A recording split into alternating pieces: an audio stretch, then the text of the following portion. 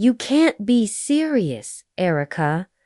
That's not your place, my dad said, his voice slicing through the conference room like a blade. I straightened in my seat, forcing my hands to stay still as I stared across the table at him. With all due respect, Dad, I answered evenly, I wouldn't be suggesting this if I didn't believe it was the best direction for the company. His face tightened, but I didn't back down. This moment was mine, and I wasn't going to let it slip past. My name is Erica, and I was 28 when all of this unfolded.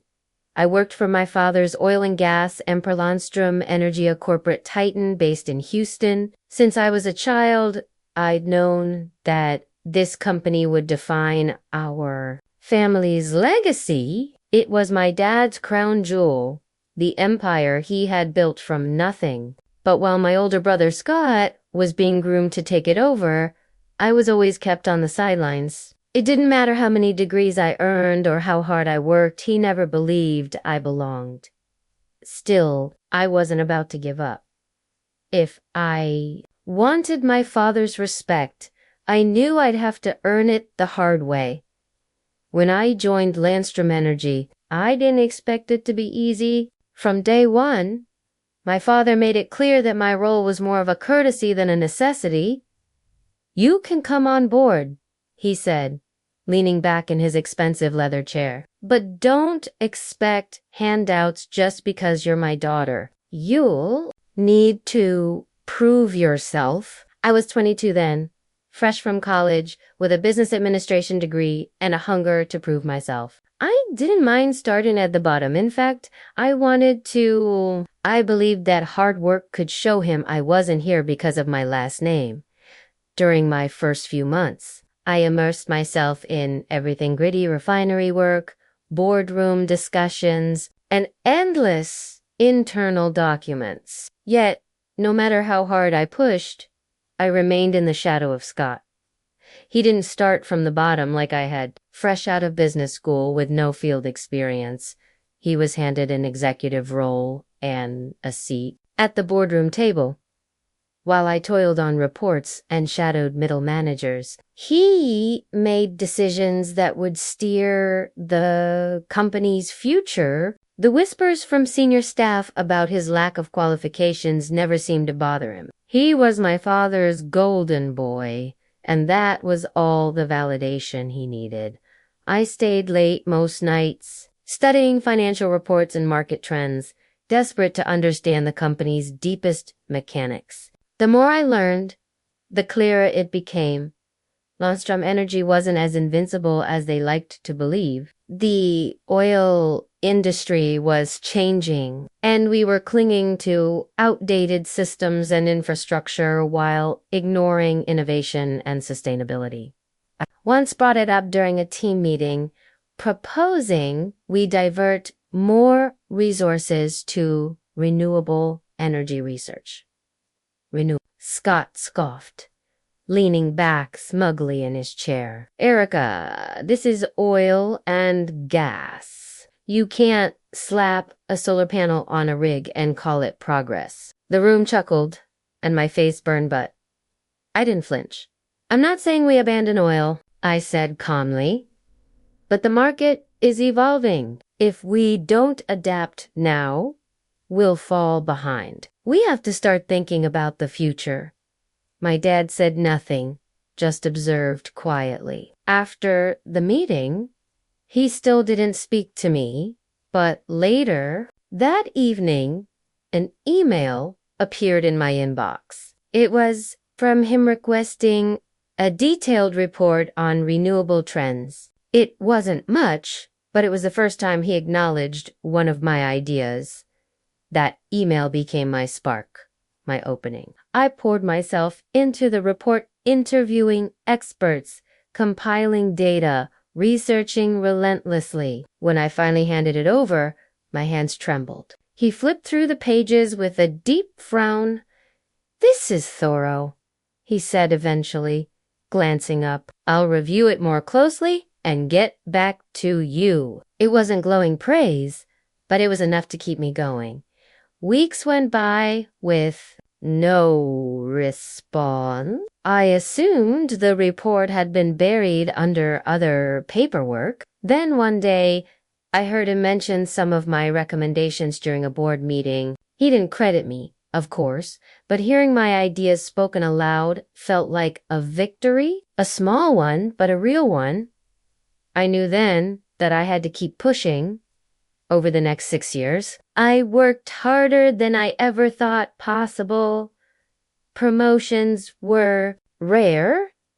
Each advancement came only after intense effort. Scott, on the other hand, continued his upward climb with barely a sweat. Titles and privileges were handed to him, while I had to justify my value over and over again. By the time I turned 25, I was managing small projects and overseeing budgets. Slowly, I was making a name for myself among the newer executives.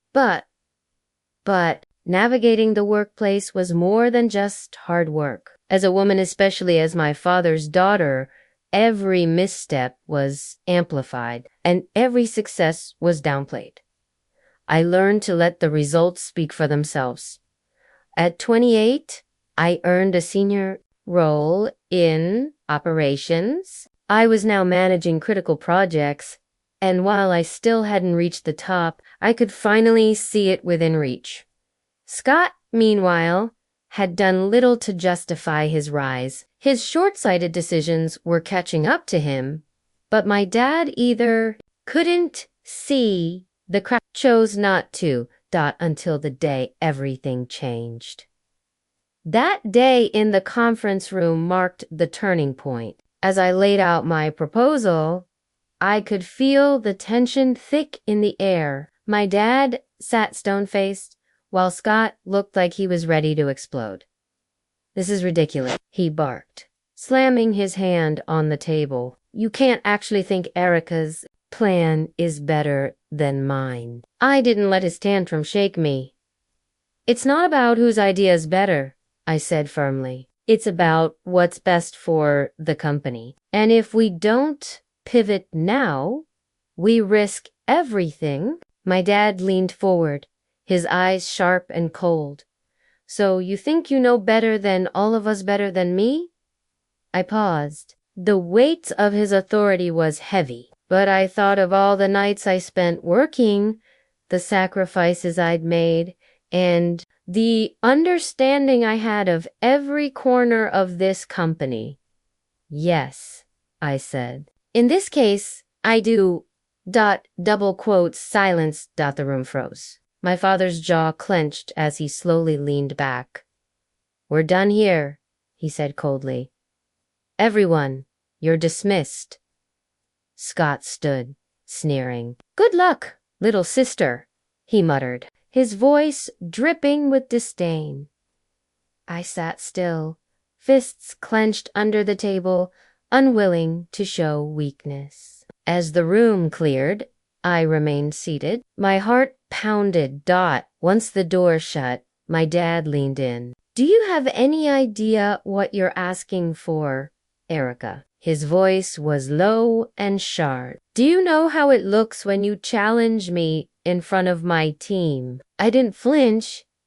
"Inside this building," I said, "I'm not your daughter. I'm an executive, and I'm here for the company, not to protect anyone's ego." His eyes narrowed. "You think this is about ego?" His voice dropped. "It's about knowing your place. I built this company from nothing. I won't let your need to prove yourself tear it down." I breathed in deeply, steadying my voice. "I'm not trying to tear it down. I'm trying to protect it. If we don't adapt, all of this could be lost." He stared at me, then sighed. "You're bold, I'll give you that. But boldness doesn't mean you're right." He stood. "You've made your pitch. Now let's see if you can follow through." I remained seated as he walked out. My chest was still tight, but my resolve had never been stronger.